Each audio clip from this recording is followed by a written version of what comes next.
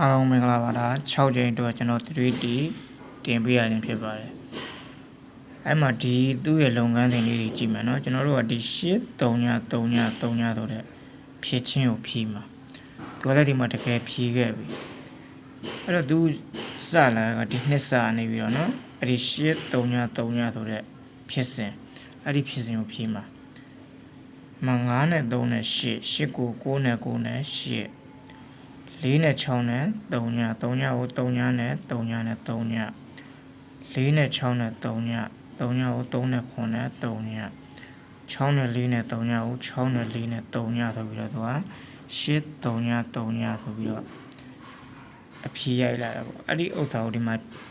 ပြန်ဖြေတယ်နော်အဲ့တော့9နဲ့3နဲ့8ကိုဒီမှာ2 9 8ဆိုပြီးတော့ဖြေလာတယ်4နဲ့6နဲ့3ည3ညကို9 9 4 3ညဆိုပြီးတော့ဖြေလာတယ်4နဲ့6နဲ့3ည3ညကို9 3ည3 3ညဆိုပြီးတော့ဖြေလာတယ်အဲ့တော့ဒီမှာ3ညတစ်ချက်ပဲလို့ရတယ်6နဲ့4နဲ့3ည3ညကို3 9 3ညမှာ3ညဆိုတော့3ညနောက်ပိတ်ပဋိက္ခာကဘယ်လိုလာထားလဲဆိုရင်ဒီမှာ2 3ညကိုမှ3ညအလဲတိုင်းနော်အဲ့ဒီ3ညအလဲတိုင်းကိုဖြီးမှာဒီမှာ3ညခွန်3ညခွန်ဆိုတဲ့နက်ခတ်တစ်စုံကိုဒီမှာဖြီးပြီးတော့သူကပဋိရိုက်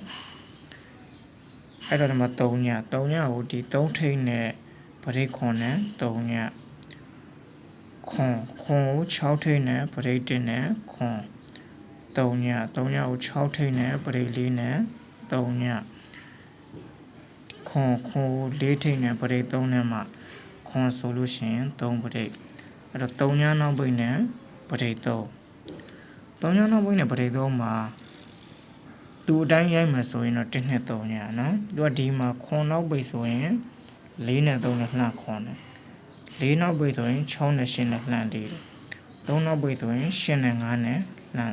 3နဲ့ဒီမှာ3ညနောက်ပိတ်ဖြစ်တဲ့အတွက်ကြောင့်9နဲ့1နဲ့3ညဆိုရင်1နဲ့3ညအဲ့လိုမလာပဲနဲ့သူကဒီပုံစံအတိုင်းဒီမှာပြန်လာမယ်ဆိုရင်ဒီ3ထိပ်ကို3ခွန်3 3ဒီ6ထိပ်ကို5 3 8 6ဒီ6ထိပ်ကို3 8 5 6ဒီ4ထိပ်ကို6 5 3 4ပါဆိုရင်3 6 6 4ထိပ်ကိုဒီမှာဖြီးလာတယ်3ထိပ်နဲ့3ညနောက်ပိတ်300ဆိုပြီးတော့သူကဒီမှာ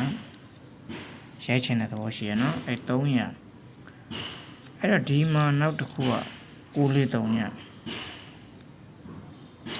943ညသူကအဲ့မှာဒီစီနီယာပြန်လာတယ်3ည63 9 39 8 3ည6 3ည5 1 9 3ည1ဒီမှာ2ဆိုလို့ရှိရင်6နှစ်4မှာ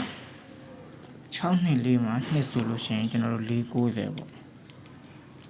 490ပေါ့နော်အဲ့ဒါ490အဲ့တော့300ရဲ့490ရဲ့960ရဲ့ကြိုက်တယ်နော်အဲ့တော့ဒီမှာ120အဲ့တော့ဒီ3ညနောက်ပိတ်နဲ့ပရိသုံးကိုကျွန်တော်ဒီ6ချိန်မှာဒါ main ကိုအဖြစ်ထုတ်မှာနော်အဲ့ဒီထဲကကျွန်တော်လည်းရွှေ့တော့အဲ့တော့ဒီ6ချိန်မှာကျွန်တော်3ညနောက်ပိတ်နဲ့ပရိသုံးအားလုံးပဲကောင်းကောင်းကြပါစေကျွန်တော်ကြိုက်တာကတော့300ရဲ့490ရဲ့960ရဲ့အားလုံးပဲကောင်းကောင်းကြပါစေ